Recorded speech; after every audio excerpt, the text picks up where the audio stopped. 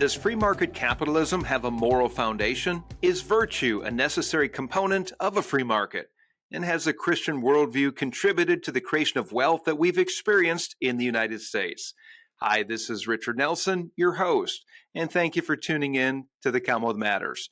Joining us to talk further and to help answer these questions is Dave Brat, former congressman from Virginia, who currently serves as Vice Provost for Engagement and Public Relations at Liberty University.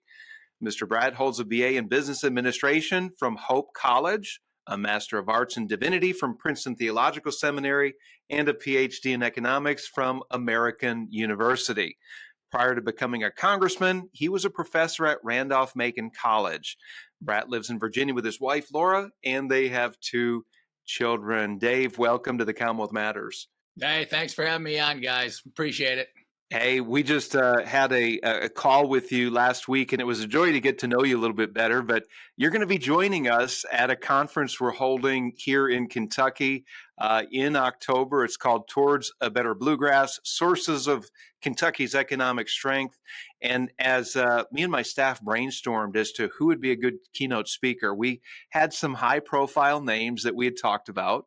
And you came up at the top of that list. And one of the reasons why was because of your political experience, but also your academic background as it is grounded in a Christian worldview and economics. We thought, who better would we have to keynote this event than you, that you've got experience in both. So we're glad that you're going to be joining us soon. We'll talk a little bit more about that later in the program, but we're glad that you're joining us on the Commonwealth Matters program as well.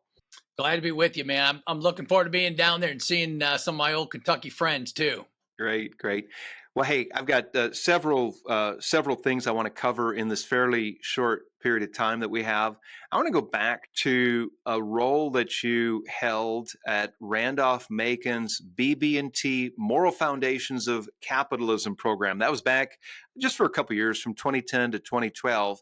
And I read the title of that. I don't know a lot about the details, but what are you talking about when I see the terms moral foundation and capitalism together? I have an understanding, but I think many of the listeners might wonder, well, what the heck? Capitalism isn't moral, is it? So tell us, what are you talking about? What did you do with that Moral Foundations of Capitalism program? Yeah, well, that's a great question. And it's very complex, right? You can slice this onion about a million ways, right? So the modern approach is that economics is a social science, and therefore, by definition, has nothing to do with ethics, right? Science describes the way the world is, and going back to David Hume, ethics is about the way the world ought to be. So whenever you hear an economist saying the way the world ought to be, they're not being an economist; they're being something else. And Adam Smith knew better, and so the Moral Foundations is an attempt, and it's just a 1% sliver. That's the problem. An attempt of a small body of economists, a lot of Christians, some Aristotelians in there. The Randians are in there, right?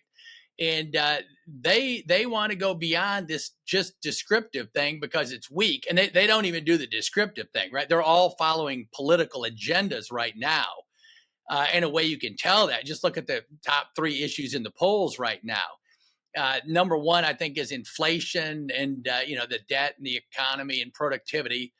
Two is the border invasion. Three is the endless wars.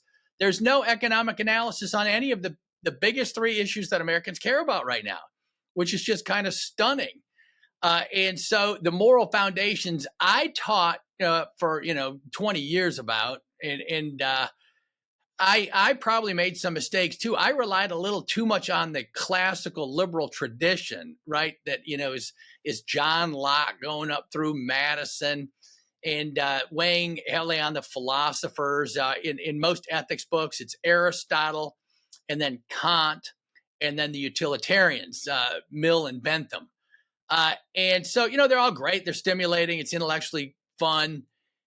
But the problem with those three schools of thought is they don't have any followers. And I'm not exaggerating, right? You got about 8 billion people on the planet. None of them are Kantians or Aristotelians or whatever.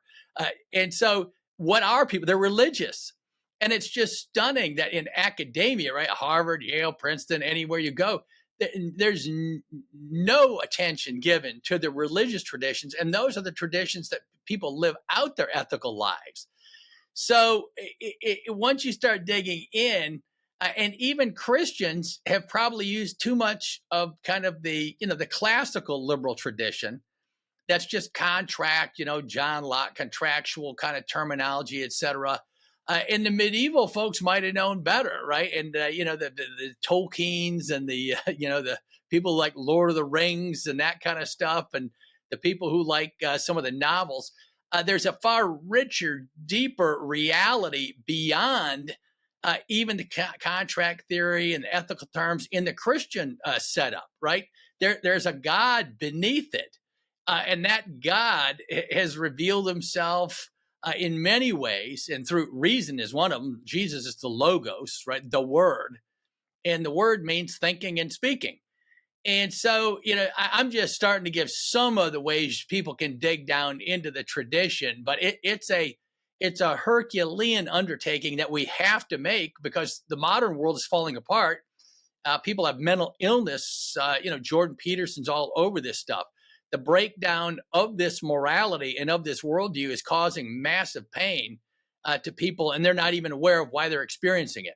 So, Dave, are you suggesting that the reason why we live in an age of mental illness, an age of anxiety, is because we have divorced ourselves from God?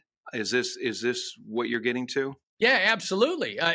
Not only divorced ourselves from God, but a lot of people are worshiping false gods, and we all do, right? It's just a matter of degree. We're all sinners. So I'm not acting like I'm some Pharisee, judging everybody. But it's the challenge to follow God, to imitate Christ.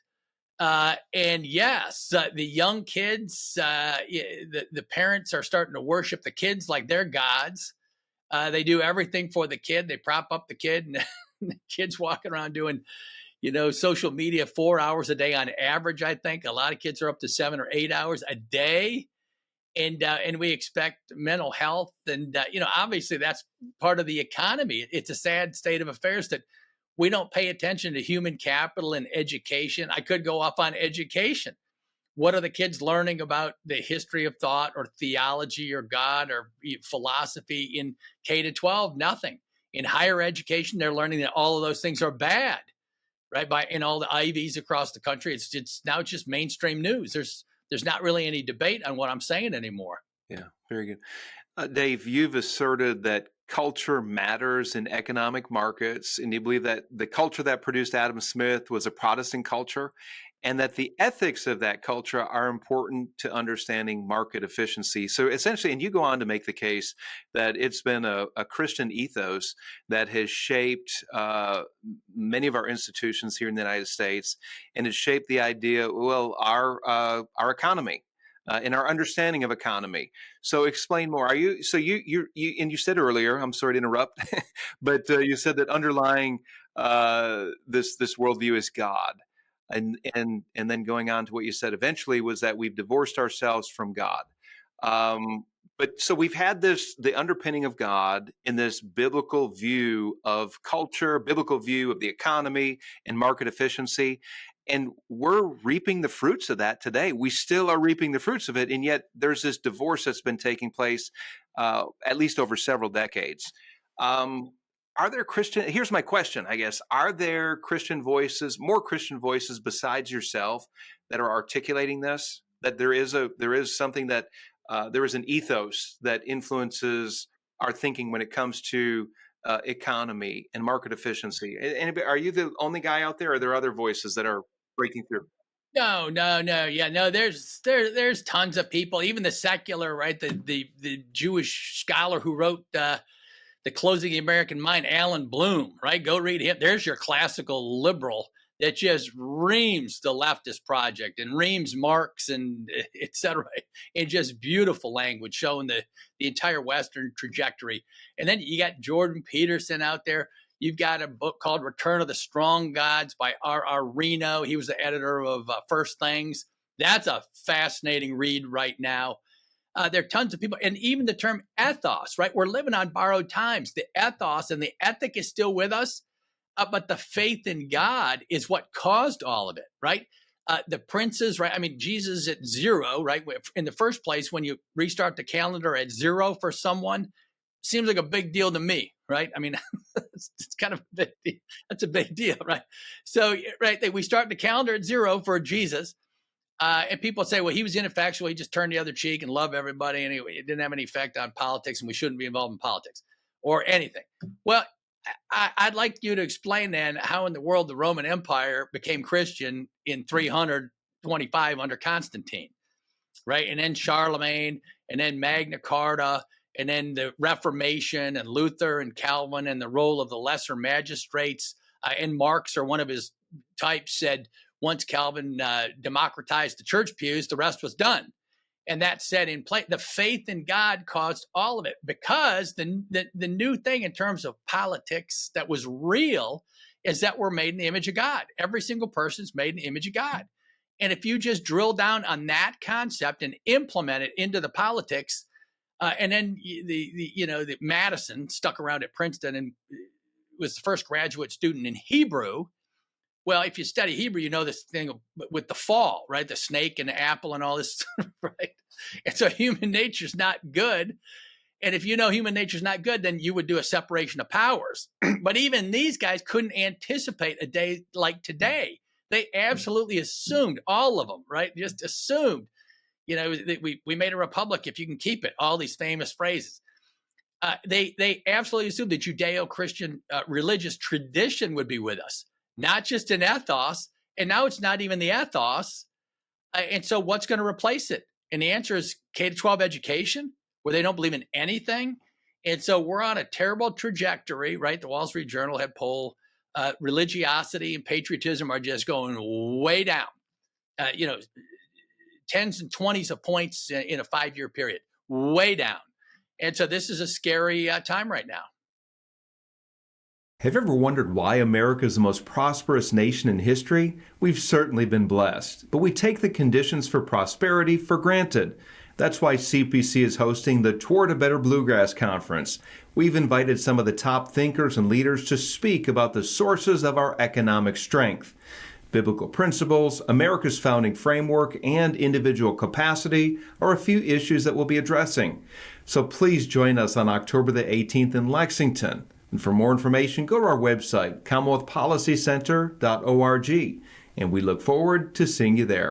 If you're just joining us, you're tuned into the Commonwealth Matters. I'm your host, Richard Nelson, here with former Congressman from Virginia, Dave Brat. He is also a Vice Provost at Liberty University, and we are talking about a moral basis for our economy. Dave, I checked out your latest X post. You've taken a little break from X, but the latest one I saw said this, and I'd like you to respond. The only way to secure the promises of our constitutional republic is to live a life of virtue. And that was just a repost you have, but explain what you're talking about. Are you saying that in order to have these various promises of our republic, part of that is to have the free market, right, where the individual has the freedom to pursue their God-given calling and to create wealth and to preserve that wealth for their family? Are you saying that we need to be a virtuous people? Yeah, absolutely. And beyond virtue, right? So Aristotle proposed the virtues, right? The classical virtues, they're fine, they're good. But if you don't have that faith and the energy undergirding those virtues, that even the virtues of themselves won't do the trick.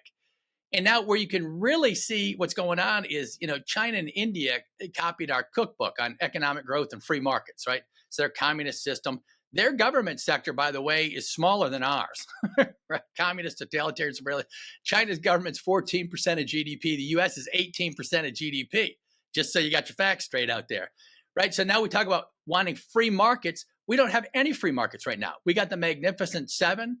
Their market cap is something on the order of 15 trillion. They're worth more than all the European markets, just 7 firms. They're all monopolies. We got censorship going on. We got the military-industrial complex. We got wars going on all over the place in the last few years. So there's no free markets right now, right? And China's collapsing right now. China is collapsing. Just go look at their capital inflows and outflows, and you can just see that alone. And then they got demographic and real estate and all sorts of problems. But they're assigned, so they copied the cookbook in a secular fashion using some loosening, some opening to exports and free markets somewhat. And it worked like a charm because it's easy to grow when you start from zero, right? So they grow and they're growing great, but they're a sign for us. If you don't have the real deal underneath that, right? That real faith, the real work ethic, the reason, Protestants, Catholics work is because in both the catechisms, in both the Heidelberg Catechism and the Baltimore Catechism, it says, what's the chief end of man? Why are you on the planet? And the answer in both is to glorify God. And if you get up every day and you say, the reason I'm here is to glorify God, it doesn't matter if it's raining out or what it's doing on, whatever, you're going to pick your job, you're going to pick your education, you're going to pick your family, you're going to pick your city based on how do I best glorify God. And everyone used to do that. And now we don't all do that. And so in a nutshell, that's the virtuous life. If everyone does that, you get the United States of America that we used to have, that was just the envy of the world across every sector and sphere you can imagine. Of course, Dave, there has been a push to keep moral values and moral convictions out of the public arena. We faced this for much of the 20th century. Uh, uh, and it's not working out very well, is it? To divorce, in particular, in the workplace, because there is a moral component to business practices. There's a moral component to our economy, into the free market. And if you keep God at arm's length, and if you say, really, that might be those are your values and your principles, but don't impose them on us. In fact, what we've seen is the far left has brought ideology into the workplace. A really good example is the Human Rights Campaign. About 3-4 decades ago, they began rating companies based on how LGBT friendly they were. Then they began to work on policies for those workplaces that did not have, for example, domestic partnership benefits. They would downgrade them on their scorecard if they didn't have those policies. They would upgrade them if they embrace those policies. Well, now you have the majority of Fortune 500 companies that are considered LGBT friendly. Now, the problem with this is that not that there's a vacuum of moral values in the workplace and in these big companies, but it's that somebody else's moral values have prevailed. Isn't that right? No, that's exactly right.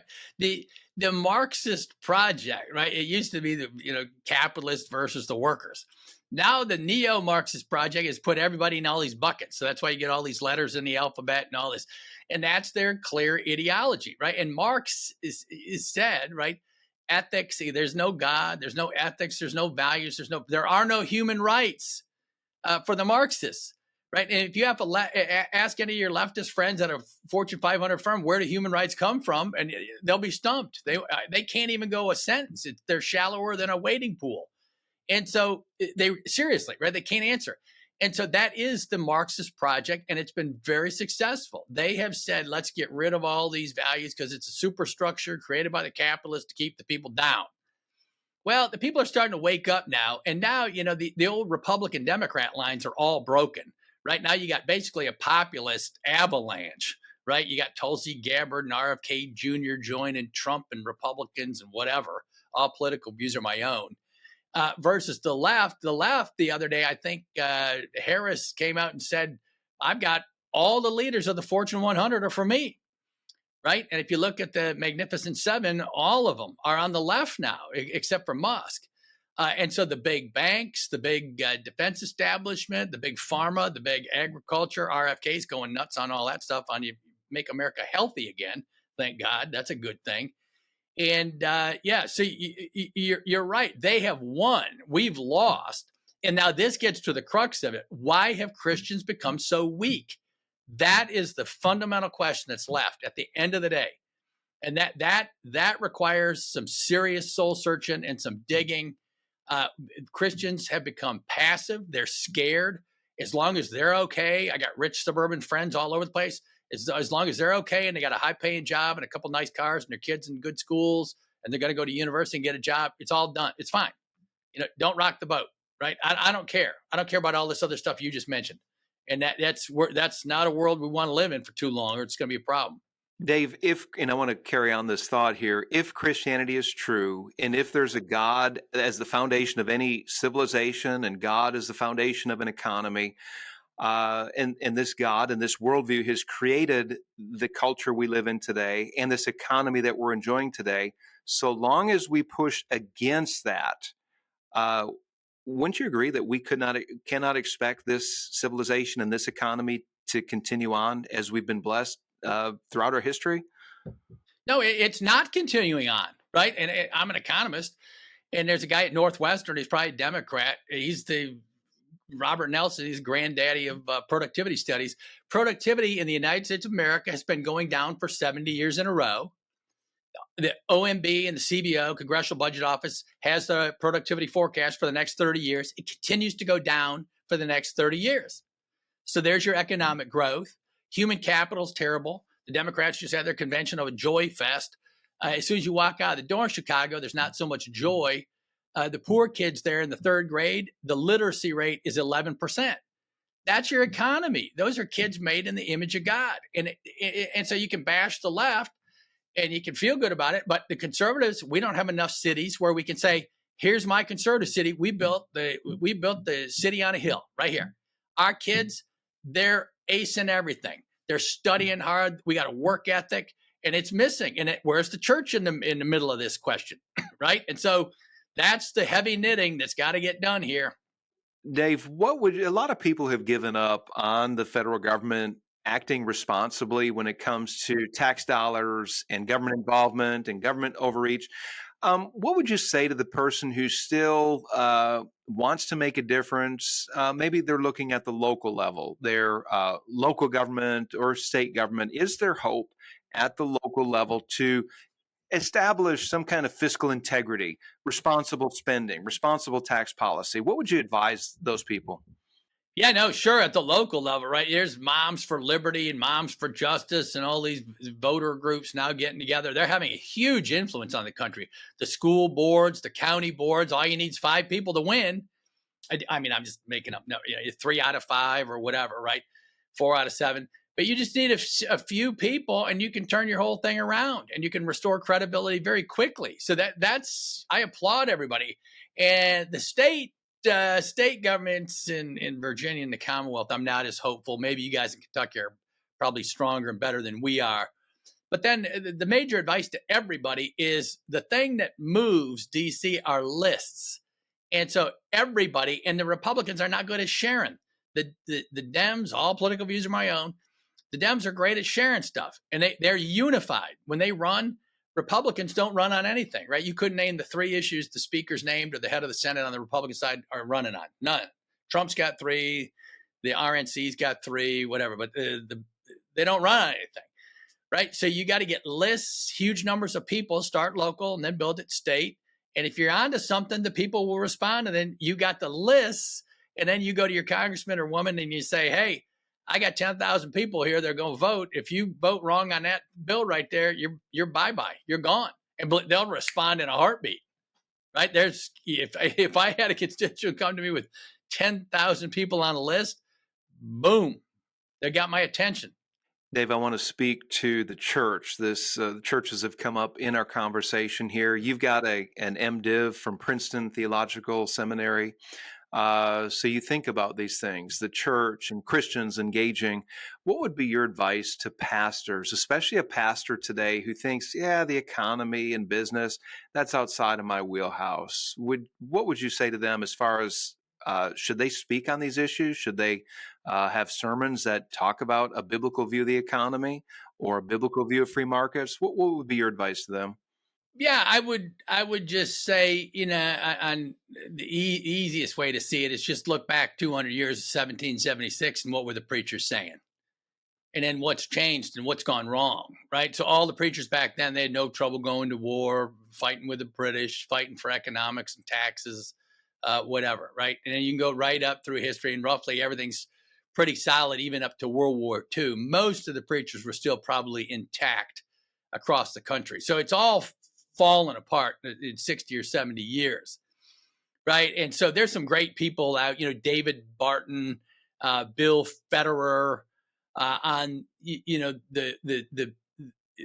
they'll tell you, go read the Bible. That's what those guys would say, right? They're the experts on the founding, the biblical influences on the founding. Deuteronomy was the most widely cited book of all the founding fathers by far. And there's the wisdom of God and how you set up a government and all that wisdom. And we've just lost it. And so, the pastors are trying to be popular and have rock concerts and, have the kids be energized. Yeah, you want that. I mean, but if the church isn't the church, I don't know what we're doing. And so there is a way of being relevant. And, and like when I read Closing the American Mind by Bloom, he's an atheist, right? He's Jewish atheist, first-rate mind, but he motivated the daylights out of me to want to learn more, right? So the great thinkers can inspire thinking. And if the preachers can't inspire your thinking with the addition of the Word of God and the Holy Spirit and the author of the universe behind you, I mean, they're in the wrong line of work. Very good. Dave Brat, former congressman from Virginia and vice provost at Liberty University. Thank you so much for joining us on the Commonwealth Matters. And also, again, thank you for coming to join us in Kentucky on October the 18th. You're speaking in Lexington on this very important topic of a Christian view of the economy. Appreciate your time, brother.